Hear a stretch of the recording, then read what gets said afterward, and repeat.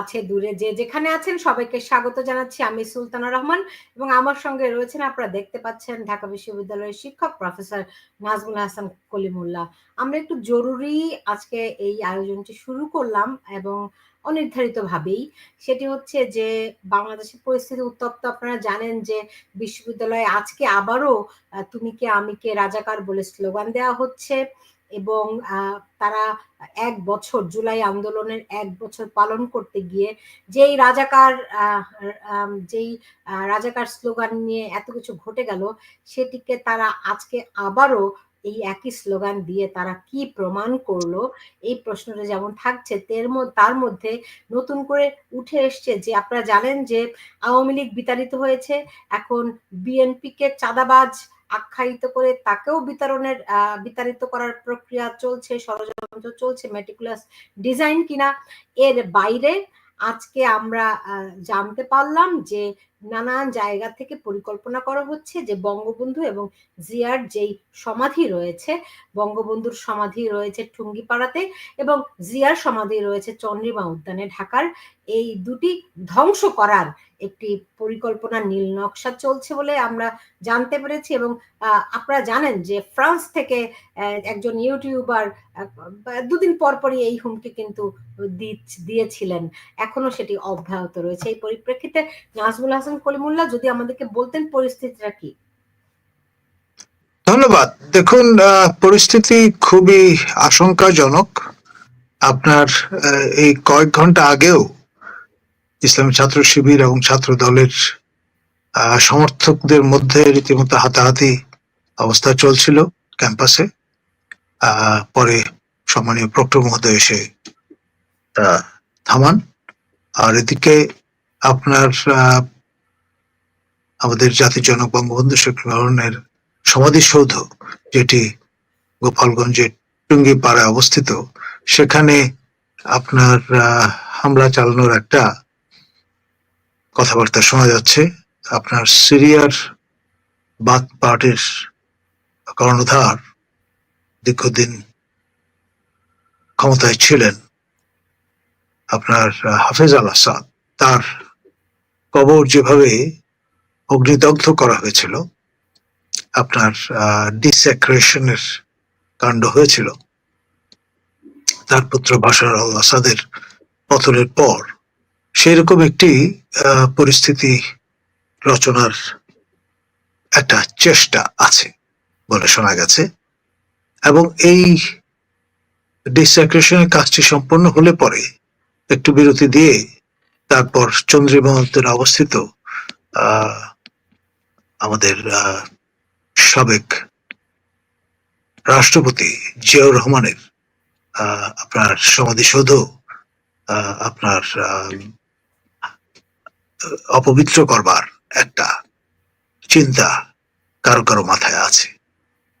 এখন এইসব কর্মকাণ্ড করে মানুষের সেন্টিমেন্ট আপনার তুঙ্গে নিয়ে দেশে একটা অরাজক পরিস্থিতি তৈরির ষড়যন্ত্র অনেকে আশঙ্কা করছেন। এখন ধরুন, এই যে আমাদের আইনের অধ্যাপক, সাবেক আপনার মানবাধিকার কমিশনের চেয়ারম্যান, বিলিয়ার পরিচালক প্রফেসর ডক্টর মিজানুর রহমানকে 1 সপ্তাহ একটা হুমকি দেওয়া হয়েছে মব করবার।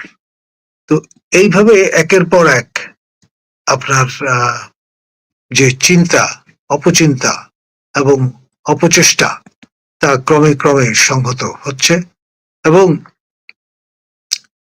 -1 আওয়ামী লীগ, -2 জাতীয় পার্টি, -3 আপনার বিএনপি এবং ফাইনাল টার্গেট প্রকাশ্য রাজনীতি করা দল জামাতে ইসলামের উপরও আপনার খড়গহস্ত নেমে আসতে পারে। এখন পলিসিটা হচ্ছে অনেকটা set A thief to catch a thief, একজনকে দিয়ে আরেকজনকে ধরা।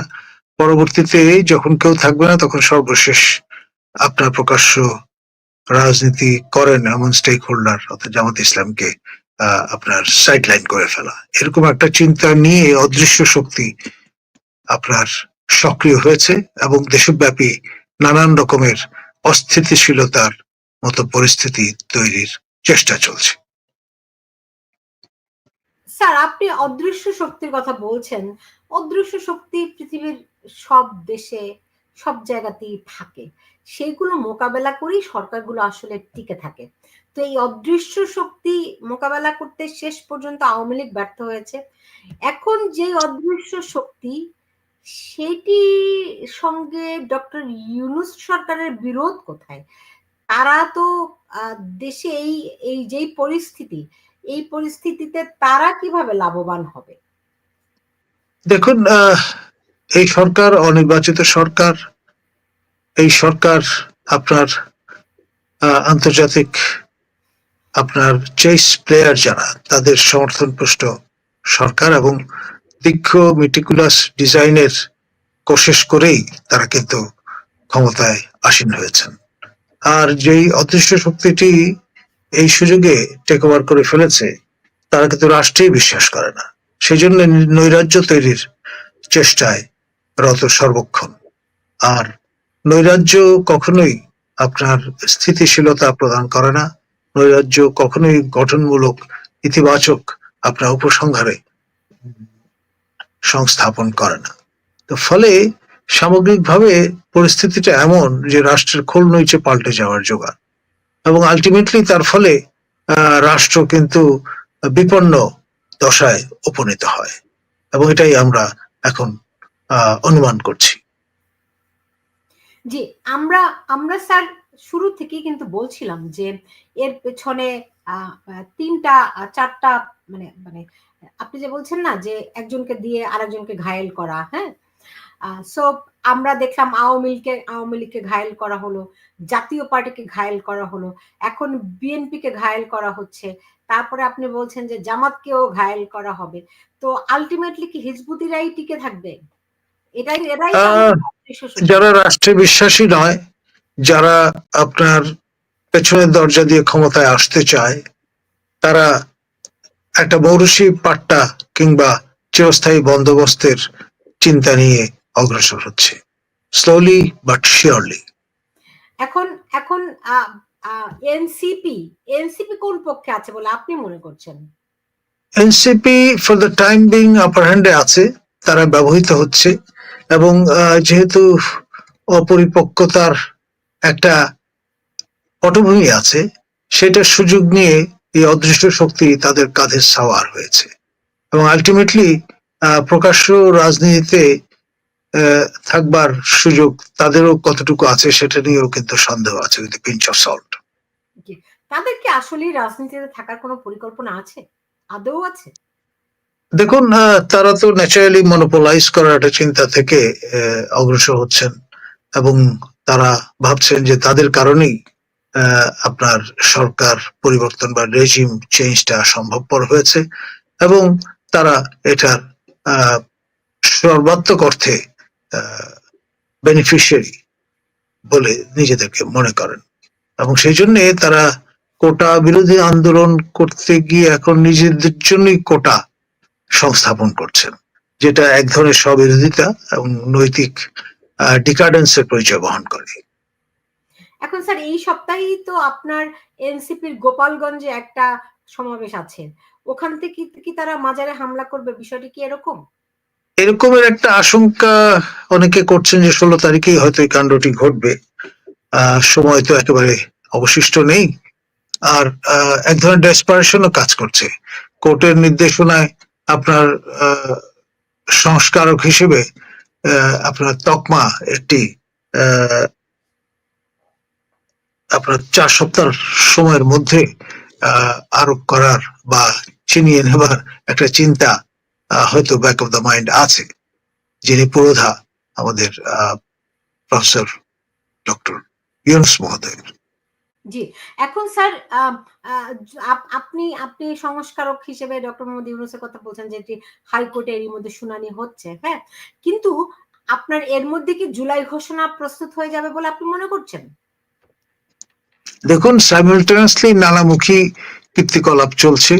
এখন ঠাউর করা মুশকিল কোনটা আগে, কোনটা অ্যাপ্রায়োরি, কোনটা অ্যাপোস্টেরিয়রি, এটা এখন দেখবার বিষয়। এখন তাহলে স্যার আপনার কাছে তথ্য কি আছে যে এই যে বাংলাদেশে যে অরাজক পরিস্থিতি, এই পরিস্থিতিটা কি আরো ঘনীভূত হবে না কোন দিকে এগুবে? এটি আরো ঘনীভূত হওয়ার আশঙ্কাই বিদ্যমান। কারণ হচ্ছে ওই যে একটা কথা আছে না, একে একে সব নিবিচ্ছে দেউটি, সেরকম একটি অবস্থায় আমরা পড়ে গেছি। তো সেক্ষেত্রে একটু একটু বিস্তারিত যদি বলতেন স্যার। আমি যেটি বলবো সেটি হচ্ছে আপনার দেশব্যাপী এই আপনার পদযাত্রা, তারপরে মোবিলাইজেশনের কাজ চলছে নবগঠিত দলটির পক্ষ থেকে। তাদের সঙ্গে আপনার যারা কাঁধে কাঁধ মিলিয়ে শোল্ডার আপ করছেন, তাদের অনেকেই মৌলবাদী বলে চিহ্নিত করছেন। এবং আপনার সম্প্রতি যে মৌলবাদের অর্থনীতি বিশেষজ্ঞ যিনি প্রফেসর আবুল বারকাত, তাকে আটক করার মতো ঘটনাও ঘটেছে। অর্থাৎ কোন রকমের বিপদের আশঙ্কা যাদের পক্ষ থেকে আছে তাদের আপনার স্পেয়ার করা হচ্ছে না।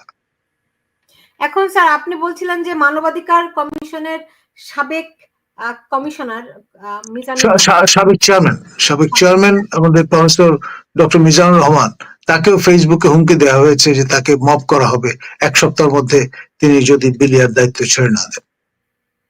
ওকে, এখন কি বাংলাদেশে মানবাধিকার কমিশন বলে কিছু আছে? আসলে এটা এক ধরনের মিসনোমার বলা যেতে পারে। না আসলে আছে কি মানবাধিকার কমিশন একটা ছিল যে রহমানকে আমি পেয়েছিলাম, কিন্তু এখনো কি বাংলাদেশে কোনো মানবাধিকার কমিশন কি আছে? আপনার ডক্টর কামাল উদ্দিন ইস্তফা দেওয়ার পরে আমার জানা মতে নতুন কেউ তার স্থলাভিষিক্ত হয়েছেন কিনা সেটা আমি অবগত নই। ওকে, আর আর জাতিসংঘের যে মানবাধিকার কমিশনের একটা অফিস বাংলাদেশে হওয়ার কথা, সেটির কি অবস্থা? সেটি নিয়ে তার খসড়া অনুমোদন, নীতিগত অনুমোদন উপদেষ্টা পরিষদের পক্ষ থেকে দেয়া হয়েছে এবং এটা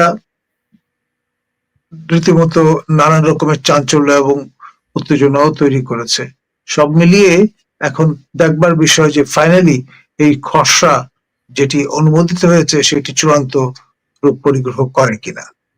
এই খসড়ার প্রধান দিকগুলো কি আছে? এখন ধরুন নর্মালি যেটা দেখি আমরা, ওই যেখানে কনফ্লিক্ট জোন সেখানেই এ ধরনের অফিস সংস্থাপিত হয় জাতিসংঘের পক্ষ থেকে। তার মানে আপনার ধূম্র দেখিয়া অগ্নি অনুমান করার যে রীতি আছে সেই সূত্রানুসারে বাংলাদেশ অচিরেই কনফ্লিক্ট জোনে রূপান্তরিত হতে পারে। জামাতের এই বিষয়ে ভালো প্রিমনিশন আছে বলেই সম্ভবত তারা দাবি তুলেছেন যে বাংলাদেশের ত্রয়োদশ যে নির্বাচন, সাধারণ নির্বাচন, সেটি যাতে জাতিসংঘের তত্ত্বাবধানে হয়। এখন আমাদের নিকটবর্তী দেশ ইন্দো চায়নাতে অবস্থিত ক্যাম্বোডিয়াতে জাতিসংঘের তত্ত্বাবধানে আপনার নির্বাচন আয়োজন করা হয়েছিল। তো সেই ম্যান্ডেটটা তারা আসলে সংস্থাপন করতে পেরেছিলেন মূলত কনফ্লিক্ট জোন বিবেচনায়। বাংলাদেশ যেভাবে আমরা স্লোলি বা শিওরলি ড্রিফটেড হচ্ছি টুয়ার্ডস কনফ্লিক্ট জোন, এখন এটি আপনার শুধুমাত্র সময়ের ব্যাপার। আর স্যার এমনিতে ধরেন বিএনপির উপর এখন যেই চাঁদাবাজের অভিযোগ এনে যে পরিমাণ চাপ তৈরি করা হয়েছে, আপনার কাছে কি মনে হয় যে জুলাই সনদ যেটা তৈরি করা হচ্ছে বিএনপির কাছ থেকে এটি সম্মতি শেষ পর্যন্ত আদায় করে নিবেই? দেখুন, বিএনপি তো একটা সেন্ট্রিস্ট মডারেট টাইপের দল এবং এখানে পাঁচ পেশির লোকজন সমবেত হয়ে দলটি আপনার গঠন করেছেন, পরিচালনা করছেন। এখানে আপনার একটা সমস্যা, সেটি হচ্ছে যিনি ডিফ্যাক্টো কর্ণধার তারেক রহমান, তিনি লন্ডনে প্রবাসে আছেন। যতক্ষণ পর্যন্ত আপনার বুটস অন দ্য গ্রাউন্ড, যে অর্থে আমরা মিলিটারি টার্মিনোলজিতে বলি, তার পদাঙ্ক বাংলাদেশে না পড়ছে ততক্ষণ পর্যন্ত বোঝা যাচ্ছে না যে আসলে নেতৃত্বের ধরনটা কেমন হবে এবং কোন পথে অগ্রসর হবে বিএনপি। জি, এমনিতে বাংলাদেশের যে দুই ধারা, এখানে এখানে জসউদ্দিন প্রশ্নটি করেছেন যে বাংলাদেশের রাজনীতির গতিপথ নির্ণয় করে এখন জামাত ও এনসিপি যারা ফার রাইট ইসলামো ফ্যাসিস্ট এবং তিনি আরো ব্যাখ্যা করেছেন যে এটা একটা উগ্রপন্থী। তো সেই দিক থেকে মাঝামাঝি তো আর কোন কেউ থাকলো না। মেইনস্ট্রিম পলিটিক্যাল পার্টি যে চারটা, তারা সবাই কিন্তু নেগেটেড হওয়ার একটা আশঙ্কায় বা পর্যায়ে আছেন। এখন দেখবার বিষয় যে সর্বশেষ যে স্টেক হোল্ডার আপনার এনসিপি, তারা প্রকাশ্য রাজনীতিতে থাকে কিনা। এখন স্যার মনির আহমেদ প্রশ্নটি করেছেন যে আপনার কাছে এই প্রশ্নটি আরো কয়েকজনই করেছেন যে এই সরকারের মেয়াদ কতদিন। দেখুন, এক অর্থে তো ওষ্ঠাগত প্রাণ। আপনার এর সঙ্গে ব্যারোমিটার হিসেবে কাজ করছে সেই জুলাই ঘোষণা। এটা কারা দেন, কোন ফর্মে, কোন প্রক্রিয়ায়, সেটি আলোর মুখ দেখে, এবং তার সঙ্গে আপনার এই সরকারের মেয়াদ বা আয়ু অনেকাংশে নির্ভরশীল। জি, আর ধরেন এই সরকার কি নির্বাচনের কোনো প্রস্তুতি আদৌ আছে? আমার তো মনে হয় দে আর sort of treating election as kind of চিবায়রা। তারা চেস করছেন, সবাই মিলে চেস করছে, কিন্তু এটা মরুবিভ্রমের মতো ক্রমেই দূরে সরে যাচ্ছে। মরিচিকা। আর এমনিতে যে প্রশ্নটি আপনার কাছে সবসময় করি, তো আমাদের সেনাবাহিনী বসে বসে আঙ্গুল চুষবে? দেখুন, এটি আমার কাছে মনে হয় খুব আনকাইন্ড কমেন্ট। এখনো সময় উতরে যায়নি, আমরা দেখি সামনে কি দাঁড়ায়। তারা তো প্রাণান্ত করছেন, 30,000-এর মতো তাদের সদস্য তারা মাঠে আছেন সার্বক্ষণিক ভাবে। যেই দেশে আর ম্যাজিস্ট্রেসি ক্ষমতা তাদের 2 মাসের জন্য আরো বাড়িয়ে দেওয়া হয়েছে। আমি দেখেছি, এবং জরুরি অবস্থা সংক্রান্ত একটি নতুন বিধান সংযুক্ত করা হয়েছে এই নতুন জুলাই ঘোষণার নতুন ঘোষণাপত্রের সঙ্গে। অনেক কিছু ঘটছে, কিন্তু আমাদের সেনাবাহিনীর ধৈর্য বলবো না, তাদের কাছে লিমিট কোনটা? যেই দেশে আজকে আবারও তুমি কে আমি কে রাজাকার স্লোগান উঠে, এটি তো সম্পূর্ণভাবে অসাংবিধানিক, রাষ্ট্রদ্রোহিতার সামিল, তাই না? যেই দেশে মানুষকে পিটিয়ে হত্যা করা হয় নির্বিচারে, মানুষের ঘর বাড়ি, কোথাও কারো কোনো নিরাপত্তা নাই, স্বাধীনতা, সার্বভৌমত্ব সবকিছু যখন হুমকির মুখে, তো আমাদের সেনাবাহিনীর দরকারটা কি? তারা বরং জাতিসংঘে পার্মানেন্টলি শান্তি রক্ষা মিশন করুক, ওখান থেকে তারা ডলার নিয়ে আসুক। সবাই খালি ডলারটাই চিনলো, দেশটাকে কেউ কি চিনলো না। তো দেখুন, এটা তো অনেকটা রাগে, দুঃখে, ক্ষোভে, অভিমানে হয়তো কথাগুলো বলছেন, কিন্তু at the end of the day সশস্ত্র বাহিনী হচ্ছে লাস্ট রিসোর্ট, এবং এই প্রতিষ্ঠানটিও যখন আপনার তার কার্যকারিতা হারিয়ে ফেলবে, তখন আপনার রাষ্ট্রের প্রতীক হিসেবে আর কিছু অবশিষ্ট থাকবে না। আপনি সেনাবাহিনীকে সবসময় ডিফেন্ড করে যান, যেইখানে আমার দেশের মানুষকে পিটিয়ে হত্যা করা হচ্ছে প্রতিদিন, 180 জন মানুষকে এরই মধ্যে শুধুমাত্র পিটিয়ে হত্যা করা হয়েছে। প্রতিদিন কোথাও না কোথাও কোনো না কোনো নারী ধর্ষিত হচ্ছে, হ্যাঁ, কোথাও কারো কোনো নিরাপত্তা নাই, চাঁদাবাজদের স্বর্গরাজ্যে পরিণত হয়েছে। সবকিছু মিলিয়ে তাহলে সেনাবাহিনীর কাজটা কি? তাদের কারণে তাদের 1 নম্বর দায়িত্ব দেশের স্বাধীনতা, সার্বভৌমত্ব রক্ষা করা। স্বাধীনতা তো আজকে তো মবদের স্বাধীনতা, আজকে তো এই দেশে কোনো সাধারণ মানুষের স্বাধীনতা নেই। সেনাপ্রধান প্রতিশ্রুতি দিয়েছিলেন যে এই দেশের দায়িত্ব তার, কিন্তু কোথায়, কি দায়িত্ব? এই যে হত্যাকাণ্ডগুলো ঘটে গেছে, এবং তারা যদি দেখে আমাদের যখন আমরা লাস্ট রিসোর্ট, আমরা আমাদের সীমায় কখন পৌঁছাবে, সেই সীমায় পৌঁছতে পৌঁছতে আরো যে মানুষগুলোর প্রাণ যাবে, সেই তাদের প্রাণকে এই সেনাপ্রধান ফেরত দিতে পারবেন? দেখুন, আপনার আমাদের নবী ঈসা আলাইহিস সালাম ছাড়া আর কেউ কিন্তু মৃত ব্যক্তিকে জীবন্ত করতে সক্ষম হননি, এমনটি আমরা জানি। সুতরাং তিনি যেহেতু ঊর্ধ্বলোকে চলে গেছেন মুসলিম বিশ্বাস অনুসারে, আবার ফিরে আসবেন, সুতরাং তিনি যতক্ষণ মৃত্যুবরণ না করছেন ততক্ষণ পর্যন্ত মৃত ব্যক্তিকে জীবিত আপনার ভাবে ফিরিয়ে নিয়ে আসবার একমাত্র মজেজা তারই আছে। আপনি তো আমার প্রশ্নের উত্তরটা দিলেন না স্যার। আমি বলছি সেনা প্রধান তিনি ডেভিড হান্ট করলেন, রাইট? কি করলেন বলেন? ডেভিড হান্ট করে কি করলেন? এখন ধরুন আমাদের মাননীয় স্বরাষ্ট্র উপদেষ্টা তিনি ঘোষণা দিয়েছেন চিরুনি অভিযানের। ও তো বেসিক্যালি এটা তো ডেভিড হান্ট কিছু করতে পারলো না। এখন চিরুনি আমি দেখেছিলাম সামাজিক যোগাযোগ মাধ্যমে, চিরুনি যার কোনো দাঁত নাই, হ্যাঁ? তো ওই অভিযান দিয়ে কি হবে? মানুষকে এত বোকা ভাবা তো কোনো কারণ নাই। তো সেনাবাহিনী তার মর্যাদা হারাচ্ছে বলে কি আপনার মনে হচ্ছে না? মানে আদৌ কোনো অবশিষ্ট আপনার সেনাবাহিনী বা সশস্ত্র বাহিনীর কাছে প্রত্যাশা সর্বাধিক, এটা সত্যি। এবং মাননীয় সেনাপ্রধান হয়ে দাঁড়িয়েছিলেন সবচাইতে জনপ্রিয় মানুষ। এখন আলটিমেটলি তাকে একটা ফ্রেমওয়ার্কের মধ্যে কাজ করতে হয়। তিনি প্রতিরক্ষা মন্ত্রণালয়ের অধীনস্থ একটি বাহিনী পরিচালনা করেন। তো ফলে যেখানে প্রতিরক্ষা মন্ত্রী এবং আমাদের নিরাপত্তা উপদেষ্টা তারা তাদের যে ওয়ার্ল্ড ভিউ সেটি একরকম, আর আমাদের সশস্ত্র বাহিনীতে যারা কাজ করেন তাদের ওভার যেটাকে ওয়ার্ল্ড ভিউ সেটি আরেক রকম। এই হায়াটাসটা কিন্তু বাস্তব। স্যার, পৃথিবীর কোন দেশে সেনা হস্তক্ষেপ সংবিধান মেনে হয়েছে একটু বলুন তো? বাংলাদেশে যতবার সেনা হস্তক্ষেপ হয়েছে তা কি সংবিধান মেনে হয়েছে? তা কি ওই নিয়মতান্ত্রিক প্রটোকল মেনে হয়েছে? আপনি যেই আমাকে হাইকোর্ট দেখাচ্ছেন যেটা, বিষয়টা তা নয় আসলে। আপনার যে সাংবিধানিক প্রভিশন আনয়ন করা হয়েছে সেটা হচ্ছে কেউ যদি আপনার অভ্যুত্থান প্রচেষ্টায় যুক্ত হন তার জন্য মৃত্যুদণ্ডের বিধান নিশ্চিত করা হয়েছে সংবিধানে।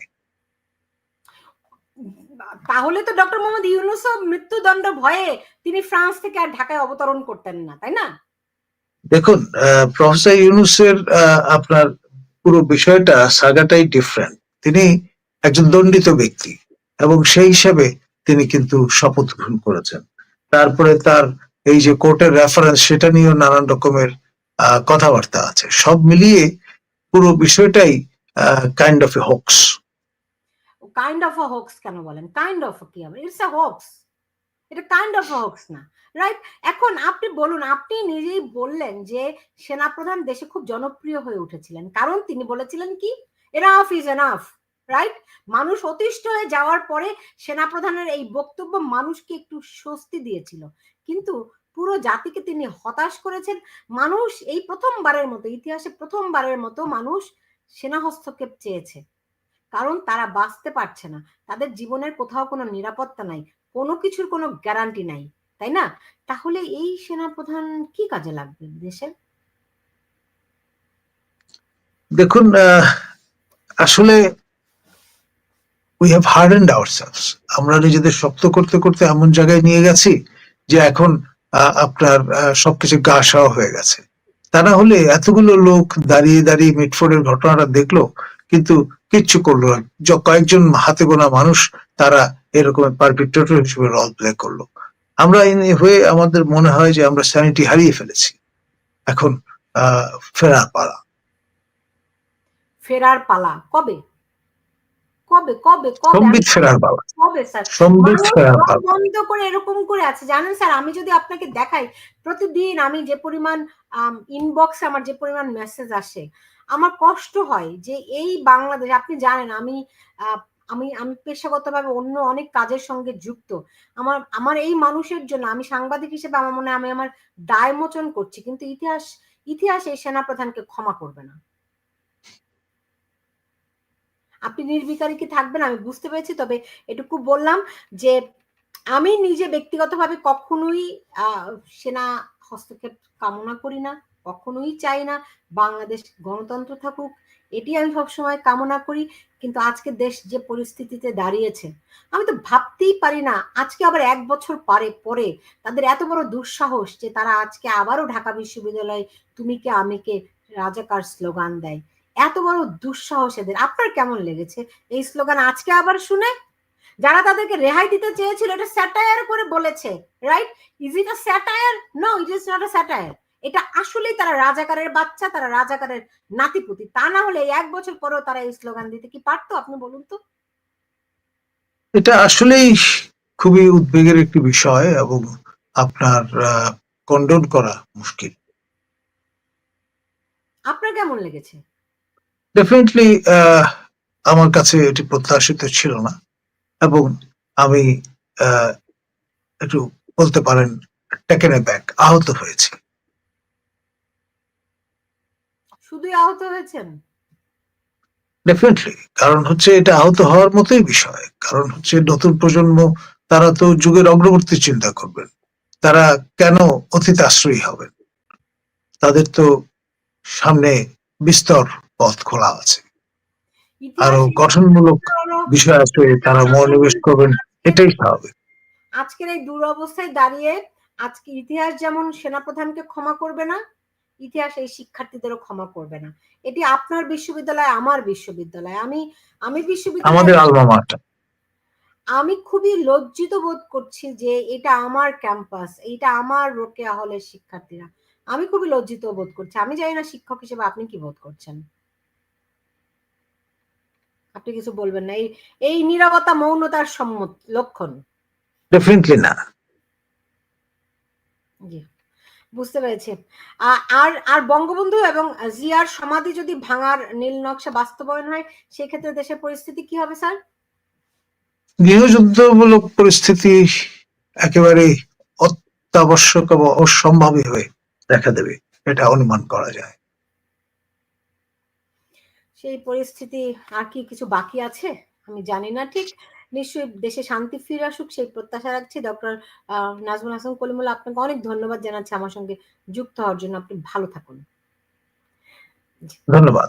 এই ছিল আমার এখনকার আয়োজন। আপনারা যে যেখানে আছেন সবাই ভালো থাকুন সেই প্রত্যাশা রেখে বিদায় নিচ্ছি।